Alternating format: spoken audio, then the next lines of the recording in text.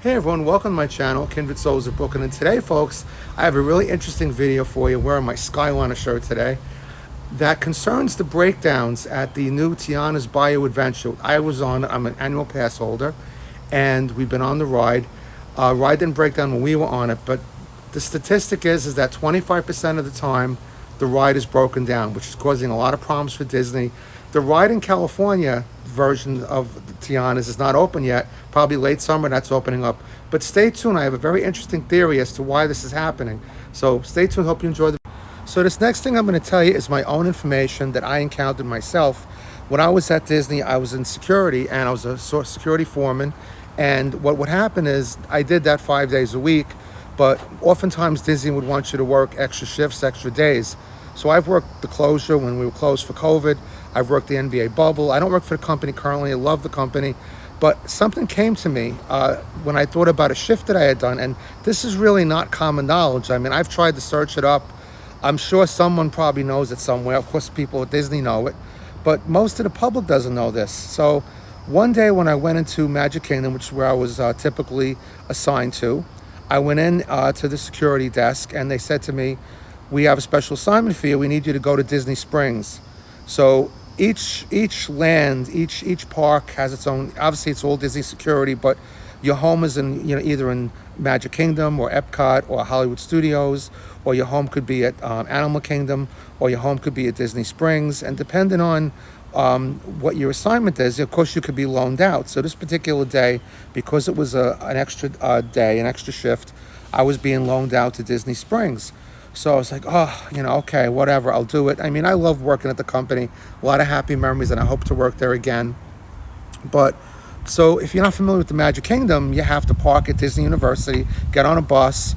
The bus drops you off at, behind It's a Small World. You walk through the tunnel, the utilidor, all the way to Main Street, which is where the security office is. And then I find this out, so I got to reverse the whole process. Now I got to get in my car, my truck, right? Now I got to go to Disney Springs. Now they're always very good about the shifts. So, they weren't really pressuring you to drive fast or nothing. So that was the one good thing. So I do this whole endeavor. It's about maybe 2 hours by the time from point A to point B, from the time I left my house to the time I finally show up at the security office in Disney Springs. And I say, "Hey, how you doing? Reporting here. What am I going to be doing today?" And they said to me, "Oh, you're going to be going over to Typhoon Lagoon, which is, one of Disney's water parks." And I said, "Oh, okay. It's a little late in the day, but I usually typically work the mid shift, which is like from 2 to 11-ish, right?" So they said, "Oh, no, you're not really going to be going to the water park. You're going to be just getting a vehicle and you're going to be babysitting the new Splash Mountain boats."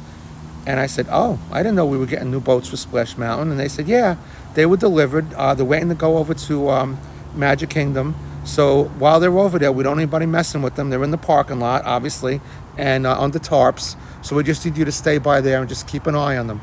So that was my shift for the entire night. But in thinking back to all these Tiana breakdowns, and I'm thinking, why is this ride breaking down so much? Why is all this going on? I'm thinking to myself, and this is totally unique. No one else has this perspective.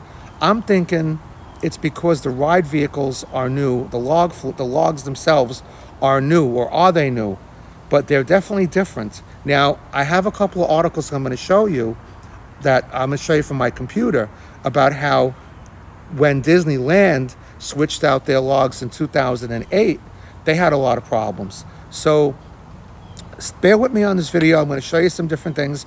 I'm going to talk about who makes Disney's rides. It's going to be kind of interesting. And again, this is my own perspective. This is my own, Sherlock Holmes deduction. And like I said, it just came to me realizing how all this came about. So I'm positive that this is probably one of the reasons why they're having all these problems. So just bear with me on this video. I hope you enjoy it. And if you want to debunk it, that's great. Let me know, because this is a totally unique angle, one that I know at least is true. So hold on here. I'll get to the rest of it. All right, so first of all, I just want to show you, if you guys don't know this, there's actually 3 versions of Splash Mountain or Tiana's. Tokyo, I don't think is going to switch over to Tiana's. That's another story. But let's just, for all intents and purposes, say there's 3 versions of Splash Mountain. One is at Walt Disney World. That one opened up in 1992. There's one at Disneyland, which was the first one to open up in 1989. And then there's one at Tokyo Disneyland, right? So the significant difference here is that in 1989, the one opened up in California. That was the first one to open up, right? But you might not realize that in California, the boats are different. The logs are different in California. And this is another crazy thing. Disney spent now $142 million to renovate Splash Mountain into Tiana's, which is an unbelievable amount, because I've been on the ride, I've been on the new Tiana's, it's nice, it's wonderful, but nowhere near the original Splash Mountain. But my question is, where did that money go? So now again, talking about the money, Disneyland is probably spending the same thing. So the weird thing is here is that the logs in California are single. So in other words, when you get on there, and I'll put pictures up right here, you can see that individual riders have to go on it like you go single file. And in Walt Disney World in Tokyo, you have the double. So you have 8 to a log in Florida and Tokyo, and you have only, say, 5 or 7 in California. So basically, the gauge is narrower in California. It's a completely different vehicle. So here's what I'm saying, is that the rides in Tokyo and Walt Disney World will not fit on the ones in California. The ones in California will fit on the one in Florida, which therein might be the problem here. Maybe that's the situation, and we'll get into that down the line in the video. But I'm just going to put these pictures up here because I forgot all about this. I haven't been to Disneyland in about 12 years, and I forgot that the log flumes or the logs were this way. So I just want to show this to you before we proceed. Just check this out. All right, so this is a video you can see on my channel. It's the one, I call it Grand Opening of New Disney Gift Shop at MK Critter Coop. So I'm going to play this for you, and I'm going to keep it going. I'll put the audio off while I'm telling you this part of it. So I'll just give you a little bit of audio of this video right now. The ride is working. It's experienced a lot of downtime since it started. About 26% of the time it's been down, but it's working today. It's all filled up. Well, let's check it out.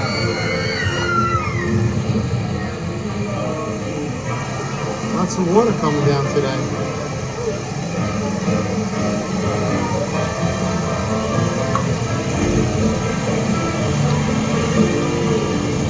Let's go one more boat. All right, so I'll stop it right there. I mentioned water in this ride. Now that this ride's been breaking down a lot of again, I love talking to people working at the Magic Kingdom. I got to talk to a lot of people, find out a lot of different things. So one statistic that you haven't seen out there either is that this attraction holds 1 million gallons of water. They've been draining this very frequently. It does have a tank in the back where extra water is kept or whatever, but every time they drain it, they're wasting a lot of water. So just another statistic out there that you might not know. 1 million gallons of water it takes to fill up this attraction. All right, so I'm just going to play this video for you and talk to you before I show you these things on the computer. Now, what I wanted to tell you is that Splash Mountain was made by a company called Hopkins. Now, you could look on their website. Hopkins is now, it's been swallowed up, or I shouldn't say that. It's been bought over by a company called Whitewater, which I'm sure is a fine company. But Splash Mountain in California was made by a company in Florida called Hopkins. Now, Hopkins is out of business, and I'm going to show you their website right now because I want to prove a point and try to get to a logical conclusion there. There's some great gifts there, which is kind of odd. They're single file in that particular toy, which I just realized. So, I don't know, they could be chubby, I don't know.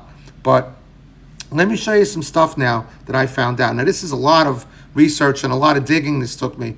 And again, I could be completely wrong, but it's certainly an interesting topic. The Lewis plush, by the way, absolutely beautiful. I love the plush in this store. It's worth it just to go and see all these great gifts they have in the store alone, even if the ride is broken down. Well, maybe I shouldn't say that, but I guess as an annual pass holder, I could afford to say that. Okay, so I know this isn't going to be the clearest, and I don't have that thing banded or whatever to get the thing right on my site. But anyway, I'm going to show you here. This is Hopkins Rides, right? Now, as you can see, started in 1962, right? It was headquartered in Palm City, Florida, United States. And I'm going to come to a logical conclusion here. Now, when you scroll through this here, I'm going to put this on. When you scroll through it, they show you a list of all the rides, roller coasters, and water rides. Their specialty was water rides. But they still, even though the company is gone, they still have this active website. So now when you stroll through where it says log flumes, right? Of course, we know that Splash Mountain in California opened up in 1989, right? So let's see right here. Let's scroll to that. Okay. Right here, you see it says 1989, Splash Mountain, Disneyland, and it tells you a little bit about what they did. It tells you the ride is defunct. Now, I don't know when this was updated, but we know there's 5 drops in there, and it's got elevated sections. And if you click on this on the website, it just tells you a little bit about the ride. I'll click on it now, and it just tells you Splash Mountain. It shows you the ride that they built, and that it's Disneyland. I mean, this is cool too. If you go to Splash Mountain, it'll give you the current statistics as to when the rides were open, when they were closed, when they were renovated. But again, you can see in here, if you look on Disneyland, it's Hopkins Rides right there, who made that. Now, just to go back to my video for a second, I can tell you as a fact, working at the company, that they are not the most forthcoming when it comes to people who make their rides for them. Now, there's another company I'm going to show you right now. It's a company that's based in the Netherlands, right? And Disney is not so forthcoming with who makes their vehicles. Now, Bombardier makes the monorail, right? You have to kind of dig and find out who makes what. You kind of have to dig to find out who makes what for them. So essentially, it'll say Walt Disney Imagineering, but they're not really making the rides. Someone else is making the rides for them. And there's not that many ride manufacturers out in the world. Same is true for Universal or SeaWorld, any of these places. And so what the point is that I don't think, now if you go to the websites of the next ride company I'm going to show you, and this is what I think is the story. This is a ride company, and this is off their website. You can check this out yourself. This is a ride company called Vekoma. And as you can see, they're in the Netherlands. That's their phone number. This is their website. This is the primary company who makes rides for Disney. It's Vekoma. They make all of their coaster type rides. So I'm going to show you in here. Hold on a sec. When you click on custom design coasters, it says Vekoma Rides designs stand for innovation, high quality, and durability, with a special focus on customization to meet the specific wishes of a client. Our experienced team will work with you to create a unique experience with a layout that fits seamlessly into your site plan and meets your creative goals to meet any other specific requirements. Okay, they will do whatever you want them to do. So look at what they've created here. Now, again, I don't think they which leads me to another thing I'll tell you later. I don't think Vekoma actually sponsors any of Disney's rides, but as you can see, they've made the Tron Light Cycle. They've made the Seven Dwarfs Mine Train. This is another thing, I think that's at Dollywood. They've made the vehicles at Expedition Everest and other stuff. Just to show you, everybody could share the fun. I'm sure Universal made their Hagrid's motorbike coasters, which is like known as the best coaster. They make one, this company, Vekoma, that's called Motorbike Coaster 2004. This one's in the Netherlands. Kind of looks familiar, doesn't it? So anyway, just to go to one more website now for a ride company, you might be wondering who took over for Hopkins in Florida.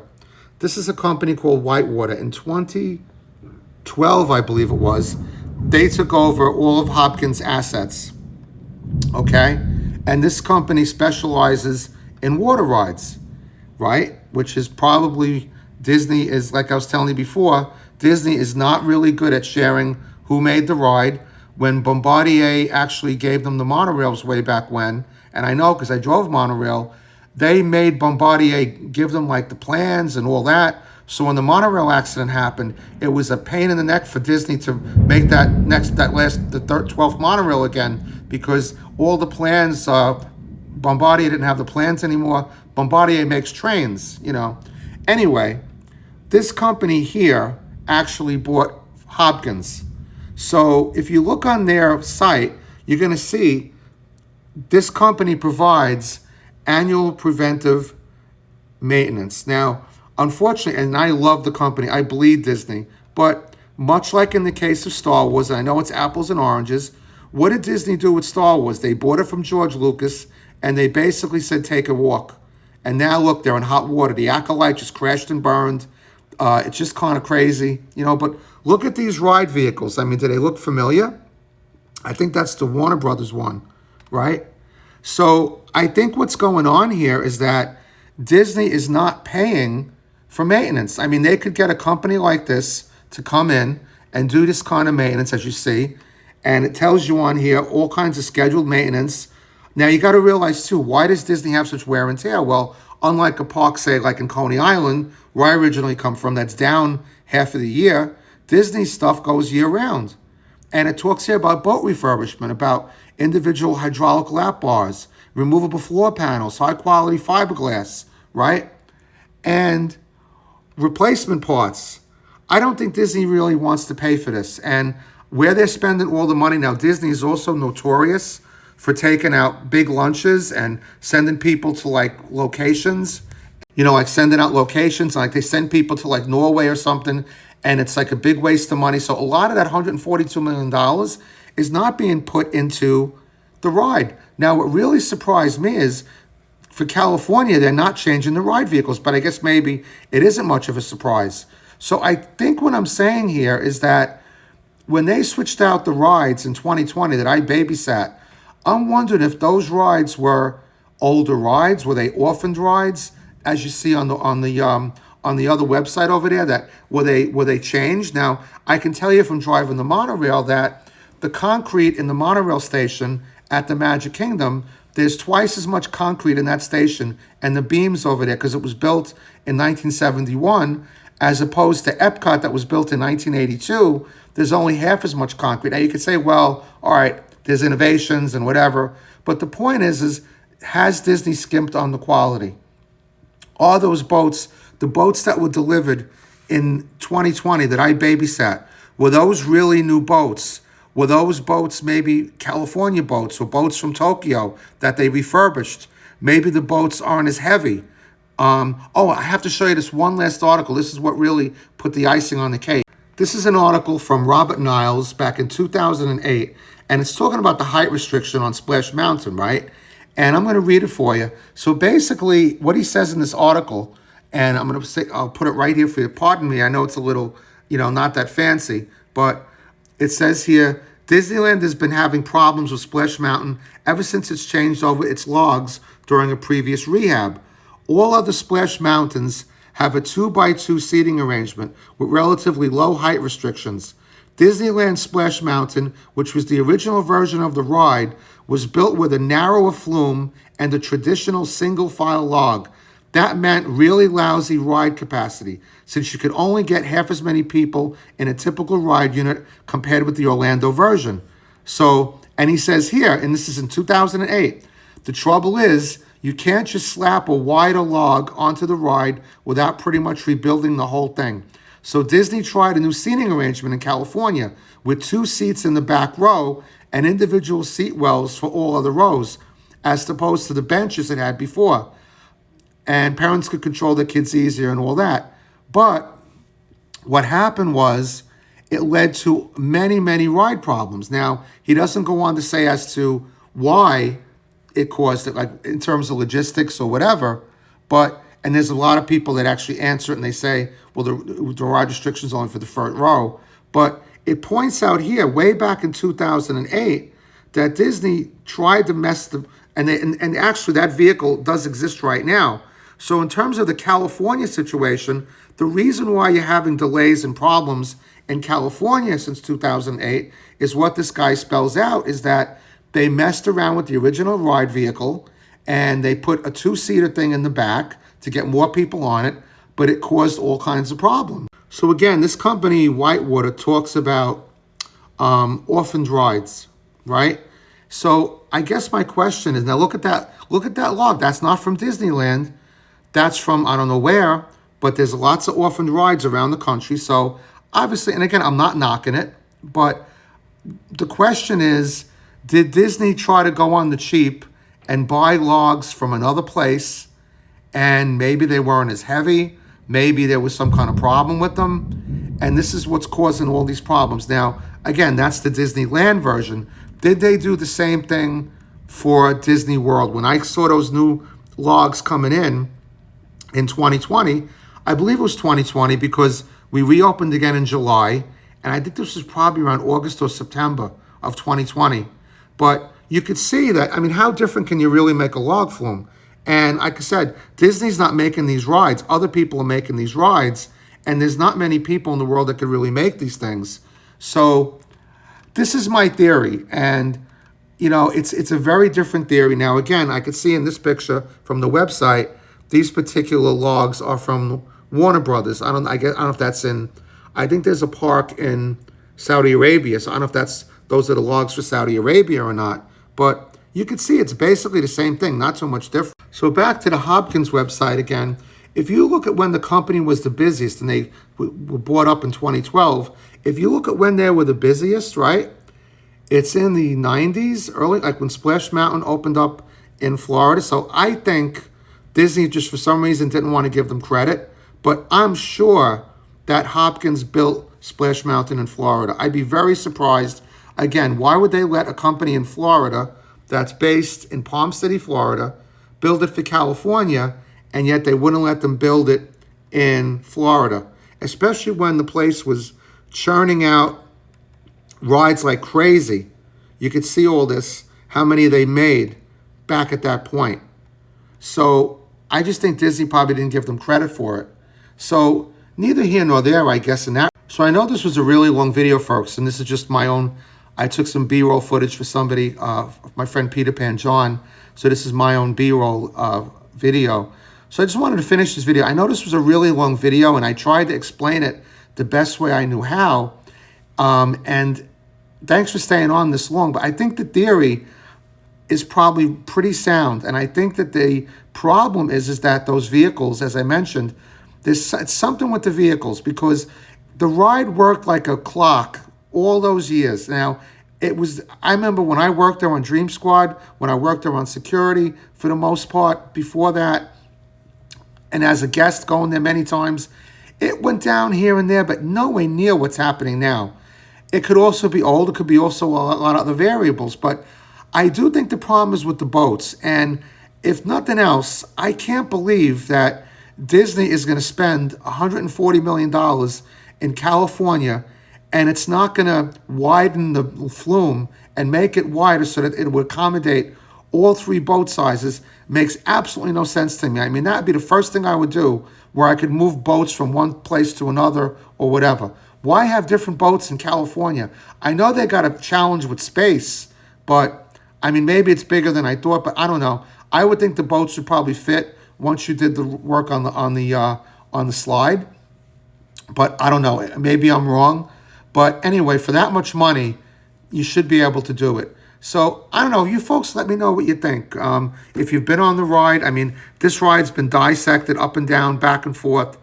Some people are saying it's the humidity inside of the mountain. Some people are saying that, Disney fired the Imagineers. They can't fix it. Oh, one more thing I wanted to mention that I did want to mention, which I think might be another possibility as to why Disney doesn't bring in a company like Whitewater to fix the ride and have other people teach Disney people how to fix the ride. If you remember a few years back, starting in 2018, that the Splash Mountain ride was sponsored by Ziploc. And if you remember, when you went on to Splash Mountain, they gave you a Ziploc bag to put all your belongings in so it wouldn't get wet. Now, when Splash Mountain, when it was decided by Disney, they were going to go close Splash Mountain and go to Tiana's, Ziploc pulled their sponsorship, not because they were not in favor of it, because they didn't want to sponsor a ride that was going to be down for a year and a half. So Ziploc switched their sponsorship over to the Jungle Cruise. So could it be that Disney doesn't want to pay the extra money because, hey, what does a sponsor do? They sponsor the ride. They pay for what's going on. They pay for all the maintenance. Maybe Disney doesn't want to pay for the maintenance on it. Maybe that's the issue. Maybe we need a sponsor on Splash Mountain. As far as I could tell, I was on the ride. I don't see a sponsor for Splash Mountain. I could be wrong, but look what happened over in the pavilion in Norway. When Norway decided they weren't going to sponsor the ride anymore, Maelstrom, Disney pulled it. They said, okay, that's it. They changed it over to Frozen and, kind of messed up the whole theming of Epcot, which is supposed to be a World's Fair. But anyway, I'm going to throw a quick picture up over here of the Ziploc bag that was given out in 2018 when you came onto that ride. It was pretty nifty. So there's another possibility as to why the ride is breaking down so much. it just could be that it's old. I mean, you got to face it. But for that much money, $142 million, I think they built the whole Magic Kingdom for like $17 million in like, I don't know, like a year. I know things are different 30, 40 years down the road, but heavens to Murgatroyd, I mean, holy cow. I mean, and when Disney was doing that, they still had their special district. DeSantis hadn't taken that away. So I don't know what the heck is going on. That being said, I love the company. I love my friends who work at Magic Kingdom and all over Disney. I just, I bleed Disney, and it hurts me to think that, Epic Universe is going to come in and dethrone or try to dethrone this incredible, incredible brand. My feeling is they're not going to dethrone it. I think Disney is just like an old baseball player like Willie Mays. When he came to the Mets, we remembered him as a magnificent player, and he was a magnificent player. But when he came to the Mets, he was old. He was ready for retirement. He couldn't make those spectacular catches anymore or steal the bases the way he did. He still had some power. But we're talking about a company here, not a human being. But in terms of that, Disney, I believe, obviously will survive. If you don't notice, 33% of the money that Disney makes is made from the Magic Kingdom, or rather the Disney parks in Florida. 33%.